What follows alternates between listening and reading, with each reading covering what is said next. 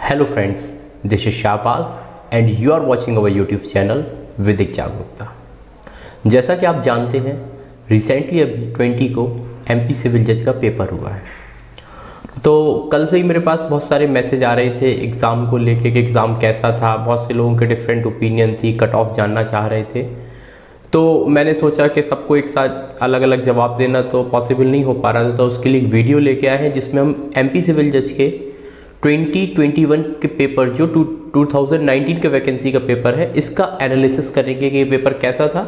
और ये मेरा पर्सनल एनालिसिस है, हो सकता है आप लोग इससे डिफ़र करते हो, लेकिन मुझे जो चीज़ें समझ में आई पेपर को देखकर या लोगों की बातें सुनकर, तो उसका एनालिसिस आज करेंगे कि क्या था। तो सबसे पहले हम बात करते हैं लॉ पोर्शन की। तो जो लॉ पोर्शन है, यहाँ पे न्यू क्वेश्चंस आपको देखने को मिले। होता क्या था रिसेंटली कि एमपी सिविल जज में प्रीवियस ईयर के 50% पेपर लॉ में रिपीट होते थे, लेकिन जो ये नया कॉन्सेप्ट है, यहाँ पर लगभग 90% पेपर आपका नया है। अब नया क्यों हम बोल रहे हैं नया, क्योंकि ये जो एमपी सिविल जज का पैटर्न था, इसको चेंज करने की कोशिश की गई है। यहाँ पे मैचिंग टाइप के क्वेश्चन के 1 2 3 4 5 ऑप्शन कर दिया, फिर बोला गया है कि इसमें से ए सही है, ए बी दोनों सही है, इस टाइप के क्वेश्चन आए हैं। इस प्रकार के क्वेश्चन पहले एमपी में नहीं आते थे। हाँ, ये पेपर्स आपको उत्तराखंड और आपको यूपी के पेपर में देखने को मिलते थे, तो ये एक नया पैटर्न आया। दूसरा, नेगेटिव क्वेश्चन बहुत सारे पूछे गए। ये नहीं पूछा गया कि इनमें से कौन सा ये है, बल्कि ये पूछा गया कि इनमें से ऐसा कौन सा नहीं है। तो नेगेटिव क्वेश्चन बहुत सारे पूछे गए हैं। ये भी एक नई चीज़ देखने को मिली, क्योंकि इतने नेगेटिव क्वेश्चन अभी तक नहीं आते थे। इसके बारे में हम बात करते हैं कि जो कॉन्सेप्चुअल क्वेश्चंस थे, ये बहुत आए हैं इस बार। मतलब एक एक शब्द को पकड़ा के, एक एक डेफिनेशन को, जिसने भी पेपर बनाया, बड़ा टेक्निकल पेपर बनाया है। बैरेक्ट से सफिशिएंट था पढ़ना, लेकिन बैरेक्ट के जो शब्दों को पकड़ के जो घुमाए गए हैं क्वेश्चन, वो बहुत अच्छे तरीके से घुमाए गए हैं। इससे बोल सकते हैं कि इस एक पेपर का स्टैंडर्ड अच्छा था और पेपर बड़ा कॉन्सेप्चुअल था। जो लोग अच्छे से स्टडी करके गए होंगे वो ये चीज़ें जानते हैं और उनका पेपर अच्छा भी गया होगा। पेपर थोड़ा सा लेंदी था, लोगों की शिकायत थी, बहुत से लोग कह रहे थे कि पेपर कंप्लीट नहीं हो पाया। हाँ, ये चीज़ सही है, पेपर लेंदी था क्योंकि क्वेश्चन कॉन्सेप्चुअल थे। होता क्या था पिछले बार, तो कुछ क्वेश्चन कॉन्सेप्चुअल होते थे, बाकी क्या होता था पेपर आपका कुछ सेक्शन बेस्ड क्वेश्चन होते थे, कुछ केस बेस्ड क्वेश्चन होते थे, जल्दी जल्दी उनको टिक लगा देते, प्रीवियस ईयर के क्वेश्चन होते थे, पेपर जल्दी हो जाता। लेकिन इस बार हर क्वेश्चन नया था और हर क्वेश्चन में टाइम देना पड़ रहा था। तो कहीं ना कहीं वो टाइम मैच करना, एक जो घड़ी चल रही थी, वो भी एक बहुत बड़ी प्रॉब्लम हो रही थी, और टाइम मैच करना भी बहुत इंपॉर्टेंट है। क्योंकि बहुत से लोगों का इस बार सुना है कि एंड में उन्होंने जल्दी जल्दी तुक्के मारे हैं या जल्दी जल्दी उन्होंने आंसर लगाए हैं, वो सेटिस्फाई नहीं है टाइम से, और थोड़ा सा टाइम मिसमैनेजमेंट हुआ है। जो लोग 90 मिनट में पिछली बार पेपर कर रहे थे, उनका भी कहना है कि पेपर थोड़ा लेंदी था। सेक्शन बेस्ड पेपर नहीं था, जो हर बार 10 15 20 सेक्शन पूछी जाती थी, इस बार 2 ही 3 सेक्शन पूछी गई एविडेंस वगैरह में, और सेक्शन बेस्ड क्वेश्चन नहीं था, और ये चीज़ अच्छी थी। न्यू केसेस पूछे गए हैं 2019 2020 की, ये भी बहुत अच्छी चीज़ थी। तो कुल मिला के कह सकते हैं कि जो पिछले ईयर्स के कंपेरिजन, ये पेपर थोड़ा सा डिफ़िकल्ट था और लेंदी था। अब डिफ़िकल्ट और लेंदी बन जाता है ये पेपर पिछले पेपर्स के कंपेयर में। ये नहीं बोलते कि ये पेपर बहुत ज़्यादा डिफ़िकल्ट था, हाँ थोड़ा सा डिफ़िकल्ट था, थोड़ा कॉन्सेप्चुअल था, और पिछले पेपर के प्रति थोड़ा सा ये लेंदी था।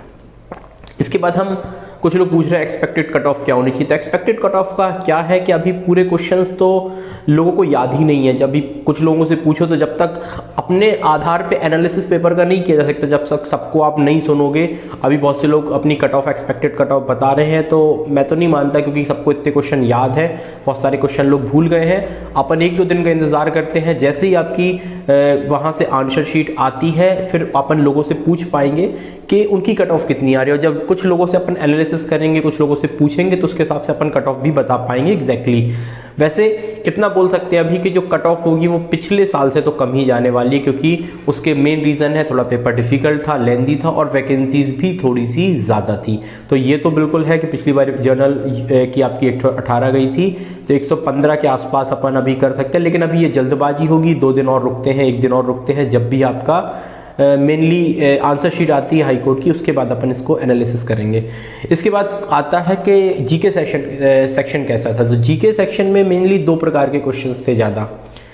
एक आपके जो क्वेश्चंस थे वो करंट अफेयर्स को उन्होंने टारगेट किया है, और दूसरे क्वेश्चन उन्होंने इस बार एमपी के काफ़ी क्वेश्चंस दिए हैं। तो इन दोनों क्वेश्चंस को अगर अपन देखते हैं और इनमें जो क्वेश्चंस दिए गए उनको भी अगर देखते हैं तो कह सकते हैं इस बार की जीके पिछली बार के कंपैरिजन में थोड़ी सी इजी थी। तो लॉ पोर्शन होता है डिफिकल्ट, जीके पोर्शन होता है थोड़ा सा पिछली बार की कंपैरिजन में थोड़ा सा इजी। ये लोगों का कहना है कि हाँ, लोग इजीली 15 नंबर स्कोर कर रहे हैं, जिनकी बहुत अच्छी जीके नहीं है और जिनकी अच्छी जीके होगी वो 17, 18 भी स्कोर इसमें कर सकते हैं आसानी से। कुछ लोग 20 भी स्कोर करेंगे, लेकिन अपन पर्टिकुलरली बात करते हैं कि 15, 16 लगभग जिनकी ठीक ठाक जीके है वो इतना स्कोर कर सके। इसके बाद हम बात करते हैं जो इंग्लिश पोर्शन है इसकी। तो इंग्लिश के पोर्शन में हम देख सकते हैं जो मेनली इस बार क्वेश्चन है वो वन वर्ड सब्स्टिट्यूशन बहुत ज़्यादा पूछे गए हैं। प्रीवियस ईयर के क्वेश्चन अगर हम देखते हैं तो वहाँ पे आइडम, फेजेस और आपके एंटोनिम, सिनोनिम्स ज़्यादा पूछे जाते हैं, लेकिन इस बार आपके जो क्वेश्चंस हैं वो वन वर्ड सब्स्टिट्यूशन सबसे ज़्यादा पूछे गए हैं। होता क्या था कि हर बार 2-3 क्वेश्चन अपने रिपीट भी हो जाते थे प्रीवियस ईयर के पेपर से, इस बार ये भी नहीं हुआ है। इस बार लॉ की तरह ही यहाँ पर भी थोड़े से ट्रिकी क्वेश्चंस है और थोड़े कॉन्सेप्चुअल बेस तो नहीं कह सकते इनको, ट्रिकी क्वेश्चंस थे और नए क्वेश्चंस थे।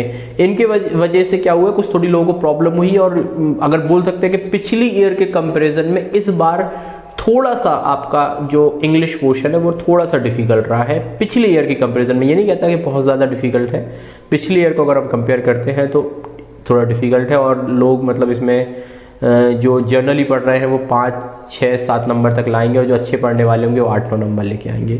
और लास्ट हम बात करते हैं कंप्यूटर पोर्शन की। तो कंप्यूटर पोर्शन में जो क्वेश्चंस थे वो भी इस बार थोड़े से ट्रिकी है। कंप्यूटर में पिछली बार का पेपर बहुत ईजी था, लोगों ने 8, 9 नंबर ईजिली स्कोर किया था, लेकिन इस बार ये स्थिति नहीं रहेगी जो देख के लग रहा है। और इस बार लगभग हम मानते हैं कि 6 से 7 नंबर के बीच में ही लोगों का स्कोर रहने वाला है सबका। कुछ लोगों का इससे कम रहेगा जो नहीं पढ़ा, और जो अच्छे पढ़ने वाले हैं, जो अच्छे से कंप्यूटर का क्वेश्चन सॉल्व किया, वो 8, 9 नंबर तक भी जा सकते हैं। तो कह सकते हैं कि कंप्यूटर के क्वेश्चन भी इस बार थोड़ा सा क्या हुआ है, थोड़े से ट्रिकी थे। अगर हम ओवरऑल पूरे पेपर की बात करें तो हम कह सकते हैं कि पिछले ईयर के कंपेरिजन में पूरा पेपर इस बार थोड़ा सा लेंदी था, पेपर थोड़ा सा डिफिकल्ट था, थोड़ा सा कॉन्सेप्चुअल पेपर था। और एमपी सिविल जज को जिन्होंने एमपी सिविल जज का पेपर फ्रेम किया है, मैं उनको सैल्यूट करना चाहूँगा कि बहुत अच्छा पेपर सैल्यूट आपने बनाया है, और एक बहुत प्यारा पेपर, मतलब जिन्होंने भी पेपर सॉल्व किया वो कह सकते हैं एक यूपीएससी के लेवल का पेपर आपने बनाया। मतलब एक क्वेश्चंस को देख के लग रहा था कि हाँ यार, एमपी में भी कुछ पेपर देने का मज़ा आता है, क्योंकि कभी कभार क्या होता था सेक्शन बेस्ड क्वेश्चन पूछ लिए जाते थे, तो वो चीज़ों को हटाते हैं तो एक स्टैंडर्ड बहुत अच्छा रखा गया है। तो इस देख के खुशी भी होती है, और जिनका भी एग्ज़ाम लिख लेगा उन्हें भी लगेगा कि हाँ अच्छा हुआ। और मैं ये भी आपको इन्फॉर्मेशन देना चाहता हूँ कि हमने अपने टेलीग्राम पेज, जिसकी लिंक मैं आपको डिस्क्रिप्शन में दे दूंगा, इसमें हमने कुछ क्वेश्चंस डालते भी जा रहे हैं। जैसे हमें जो क्वेश्चन पता चलते आ रहे हैं, अभी रिसेंटली मैंने इंग्लिश का पेपर भी का और इंग्लिश के साथ साथ जीके के पेपर के क्वेश्चंस डाल दिए हैं, तो आप वो चेक करते जाते हैं। तो जैसे जैसे हमें और क्वेश्चंस मिलते जाते हैं हम वो भी आपके लिए डालेंगे। और नेक्स्ट वीडियो हम एक्सपेक्टेड कट ऑफ की भी लेके आएंगे। जैसे ही आंसर शीट आएगी उसके बाद हम इसकी एक्सपेक्टेड कट ऑफ भी बताने की कोशिश करेंगे कि क्या एक्सपेक्टेड कट ऑफ हो सकती है। और इस बार हम अपने चैनल से जिनका मेंस होगा उनको मेंस के लिए अभी स्ट्रेटेजी पे भी बात करेंगे, और मेंस के पेपर को कैसे सॉल्व करना है, किन किन चीज़ों का ध्यान रखना है, उसकी बात करेंगे। तो अभी तक अगर आपने चैनल को सब्सक्राइब नहीं किया है तो चैनल को सब्सक्राइब करें, नीचे बेल आइकॉन दबा दें, वीडियो को लाइक करें, अपने फ्रेंड के साथ शेयर करें। हम ऐसे ही इंफॉर्मेटिव वीडियो आपके लिए समय समय पर लाते रहेंगे। Thank you for watching.